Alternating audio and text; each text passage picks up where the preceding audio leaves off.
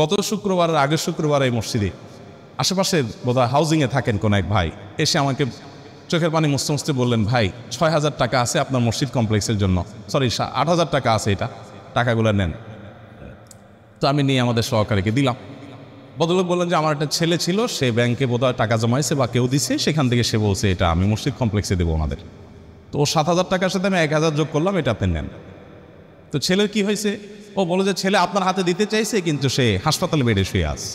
হাসপাতালে বেডে শুয়ে আছে ছেলেটা। কি হয়েছে তার? বলে যে ক্যান্সার আক্রান্ত। ক্যান্সার আক্রান্ত ৬ বছরের বাচ্চা, এবং সে লাস্ট স্টেজে আছে, শুধু মৃত্যুর জন্য অপেক্ষা করছি আমরা। তো আমার খুব খারাপ লাগলো, বললাম যে ছেলেকে দেখতে যাবো আমি।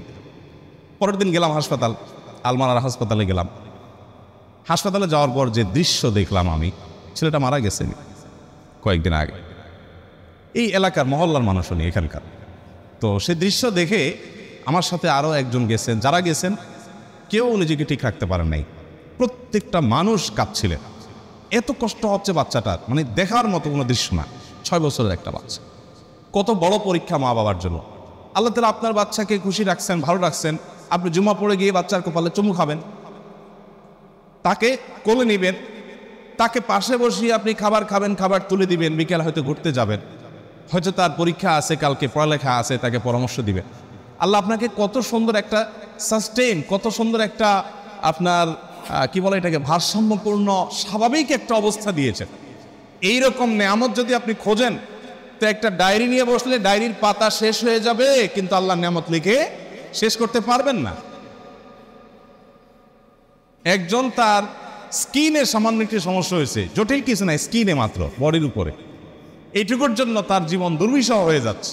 হাসপাতালে যায় দেখেন কি নির্মম দৃশ্য, কি মর্মান্তিক দৃশ্য, তিনি কাতরাচ্ছেন হয়তোবা। আরেকজনের হয়তো সামান্য একটা নখ উফড়ে গেছে, তার ব্যথায় কাতরাচ্ছেন। আল্লাহ আপনার নখগুলো ভালো রেখেছেন।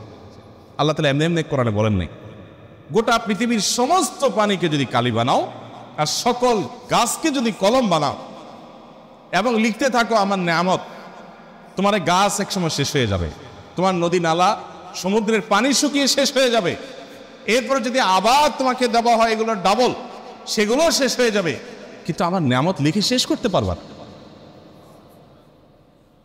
কেন একজন মানুষ বিপদেও আলহামদুলিল্লাহ বলবে? কেন? কি যুক্তি আমাকে বলেন।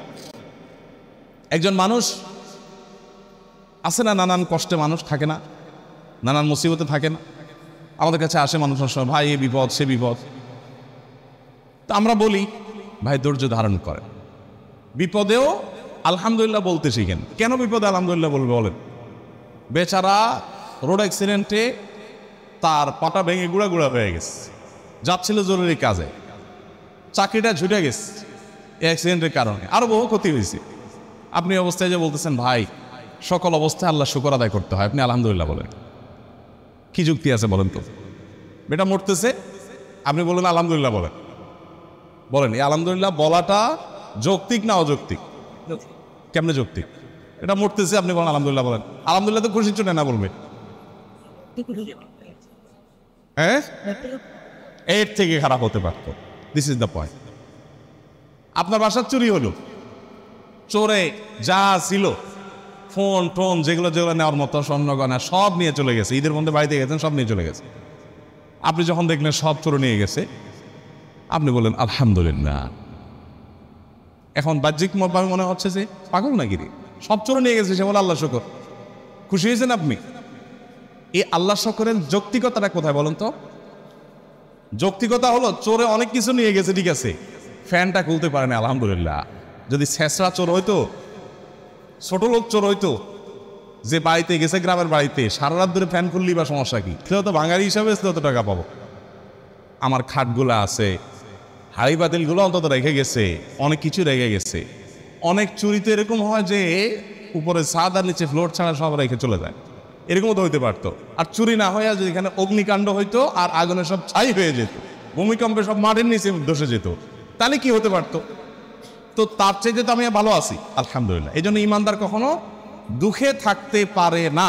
ইমানদার যদি ইমানদার হয়, দুঃখ তাকে স্পর্শ করতে পারে, কারণ সকল দুঃখেই তার কি আছে? সান্ত্বনা। আর বেঈমানের কি? আল্লাহর প্রতি অবিশ্বাসী কোনো সান্ত্বনা আছে? সে কি বলবে? ও স্যাড, শিট, ব্যাড, হ্যাঁ,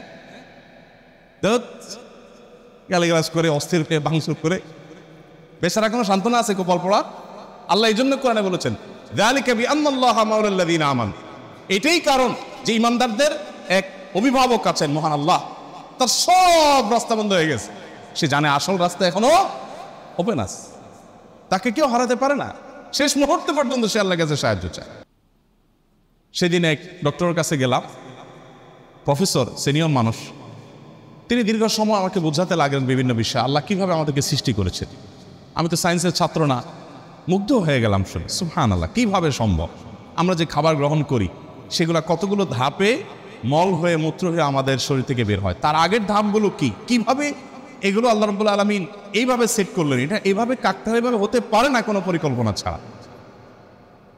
মলদার সম্পর্কে বললেন যে মলদার নিচে, এখানে আল্লাহ যদি পিঠে দিয়ে দিতেন, বুকে দিয়ে দিতেন, তাহলে আপনি কিভাবে আপনার শরীরের আবর্জনাগুলো বের করতেন, কত কঠিন হতো। পারফেক্ট জায়গা আল্লাহ সেট করেছেন। আবার সেটাকে এমনভাবে আল্লাহ তাআলা তৈরি করেছেন যে মলমূত্র এমনিতে বের হয়ে যায় না, ওটা বন্ধ থাকে।